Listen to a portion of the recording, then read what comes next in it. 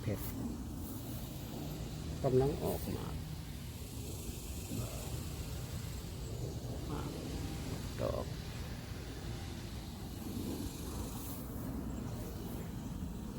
ออกเป็นมาเผ็ดลงไปนี่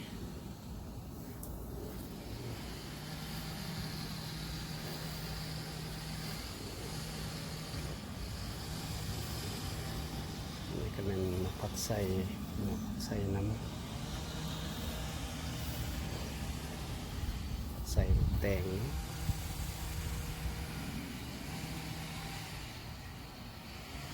ก็จะเป็นมะแตงข้าวมะแตงถั่ว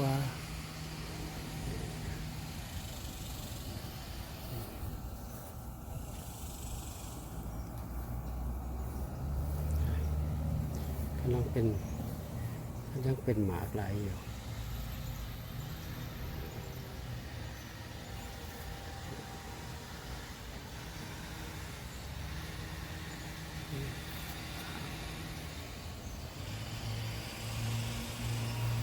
ถั่วเนาะ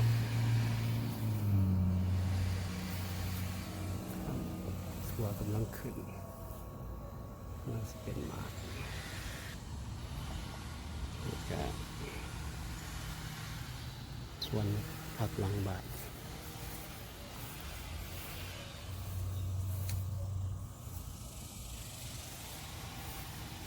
ส่วนหน่อยเห็ดพออยู่พอกินเนี่ยละไม่ได้ปลูกหลายไม่ได้เก็บกิน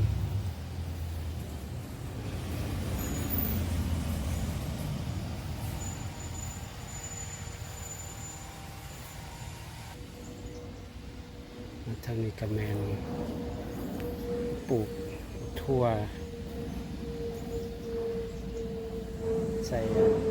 จะทำเอาเนาะอันนี้ก็เป็นมะถั่วคุมมันน่าบนอยู่กับนี่มะเขือนะเขือผักหอมหลาย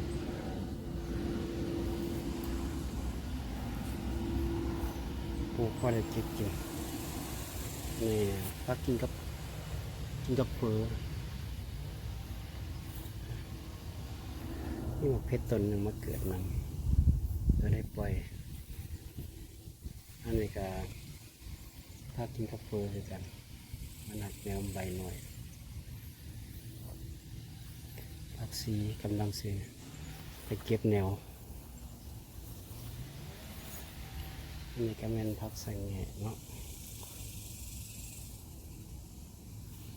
ผักสังเกตใส่แกงหน่อไม้ก็สิเก็บเอาเนียวไว้ปีนี้ปีหน้าสิได้หวานใหม่นี่ก็เป็นนานมีทุกอย่างในนั้นนี่แบบเพชรหน่อยเพชรใหญ่เนาะเพชรฮาลาพิโญ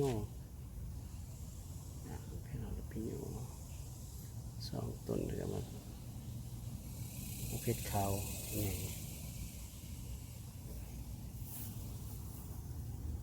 มีประกาศหน่อยหวานปนใส่กันน้ำ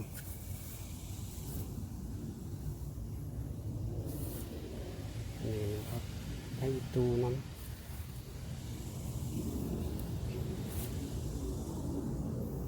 ดูว่าจริงใครซับกันไปเนาะ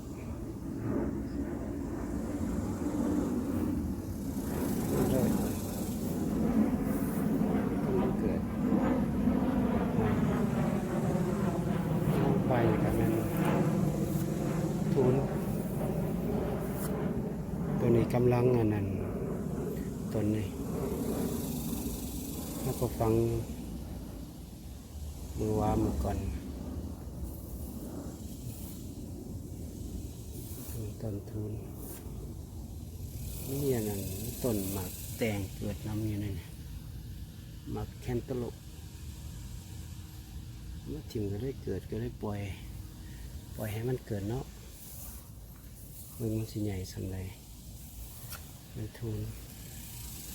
อันนี้ก็มัน ขี้หูดต้นมุ้ยใหญ่ดอกเพราะประมาณนี้แหละเนาะว่าได้เก็บอยู่เก็บกิน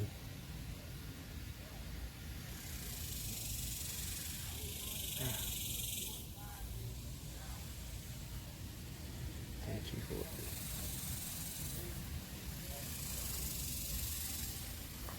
มันนี่จะเป็นต้นดอกจำปา